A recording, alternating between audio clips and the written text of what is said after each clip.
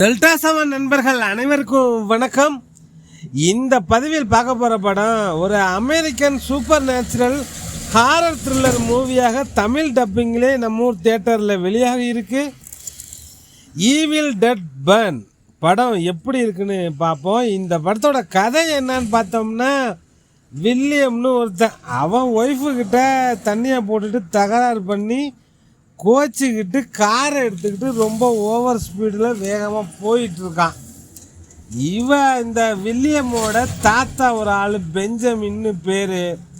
தன்னோட ஃபேமிலியை கூட பெருசாக எடுத்துக்காமல் ரொம்ப வருஷமாக அமானுஷ்ய ஆராய்ச்சியில் இருக்கார். இந்த ஆன்மாக்களை அடைச்சி வைக்கிறது மாந்திரிகம் தாந்திரிகம் வேலைன்னு பில்லி சூனியம் ஏவல் அப்படிலாம் சொல்லுவோம் இல்லையா, அதிலெல்லாம் டாக்டரேட் வாங்குகிற அளவுக்கு ஒரு சீனியரு பல 100 வருஷமாக அடைஞ்சு கிடக்கிற ஆன்மாக்களை பாதுகாக்கிறாரு. இது டீட்டெயிலாக அவருக்கு தெரிஞ்சிருக்கு.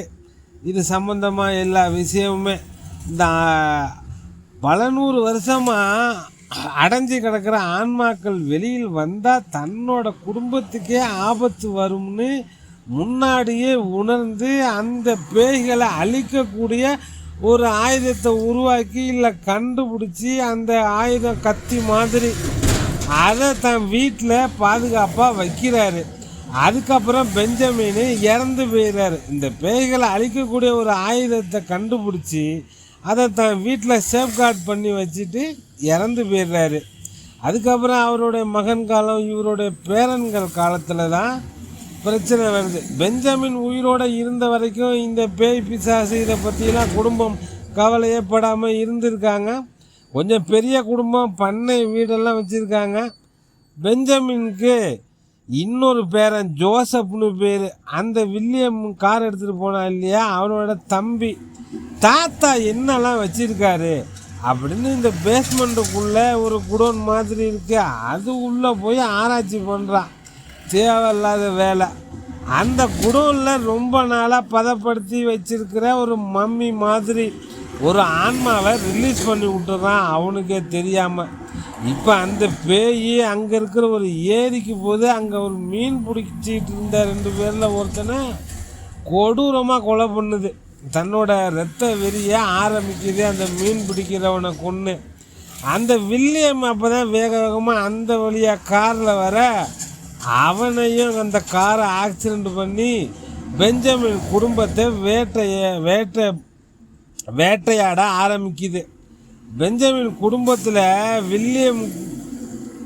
வில்லியமோட இறுதி சடங்கு அந்த ஃபார்மாலிட்டியெல்லாம் இருக்கும் இல்லையா, அதுக்காக குடும்பத்தினர் எல்லாம் ஒன்றா சேர்ந்து அங்கே கூடுறாங்க பண்ணை வீட்டில்.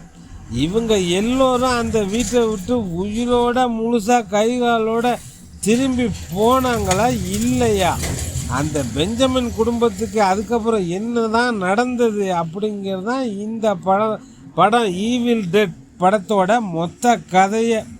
இந்த குடும்பத்தை ரவுண்டு கட்டி அடிக்க காரணம் இந்த ஆத்மாக்களை அழிக்கிறதுக்கு பெஞ்சமின் ஒரு ஆயுதம் கண்டுபிடிச்சி வச்சிருப்பாருன்னு சொன்னேன் இல்லையா, அதை கொடுன்னு இவங்க கிட்ட கேட்டால் இவங்க என்ன பண்ணுவாங்க, அப்படி ஒரு ஆயுதம் இருக்கிறதே இந்த குடும்பத்தில் இருக்கிறவங்களுக்கு தெரியாது. ஓஹோ, இந்த பேய்களை அழிக்க முடியுமா, அதை அழிக்கக்கூடிய அந்த ஆயுதம் நம்ம வீட்டில் தான் இருக்கா, ஒரு கை பார்த்துருவோம்னு கதாநாயகி அந்த வில்லியமோட மனைவி ஆலிஸும் அதுக்கப்புறம் களத்தில் இறங்க, இதுக்கப்புறம் என்னாச்சு, யாராவது மிஞ்சினாங்களா இல்லையா அப்படிங்கிறதான் மீதி கதை. இதுக்கப்புறம் இந்த கதையெல்லாம் விவரிக்கவே முடியாது. கர்ண கொடூரமான காட்சிகள் தான் படத்தில் இருக்குது. 1981 ஃபஸ்ட்டு பார்ட் ஈவில் டெட் வந்தது. இப்போது இதோட 6வது பார்ட் வந்திருக்கு. இந்த ஈவில் டெட் ஃபிலிம் சீரீஸில் இந்த படம் ஈவில் டெட் பன் 6வது படம்.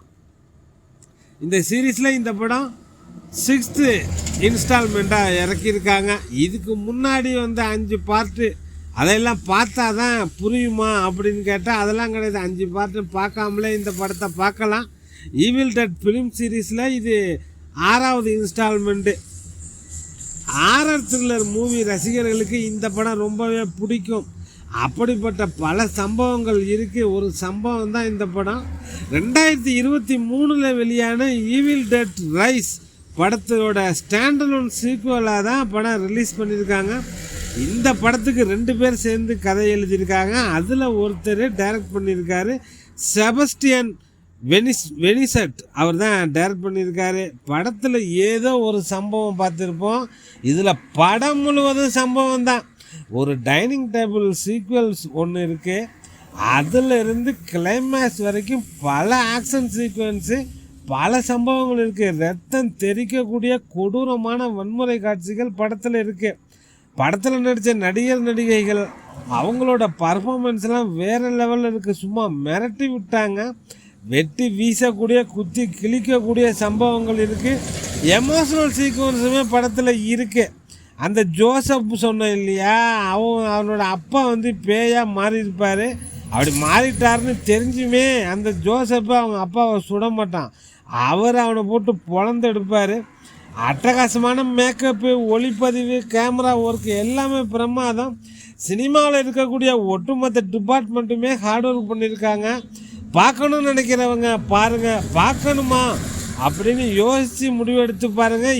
சர்டிஃபிகேட் படம் தான், 18+ தான். சில அருவருப்பான காட்சிகளும் படத்தில் இருக்குது. டெல்டா 7 நண்பர்களுக்கு நன்றிகள் பல.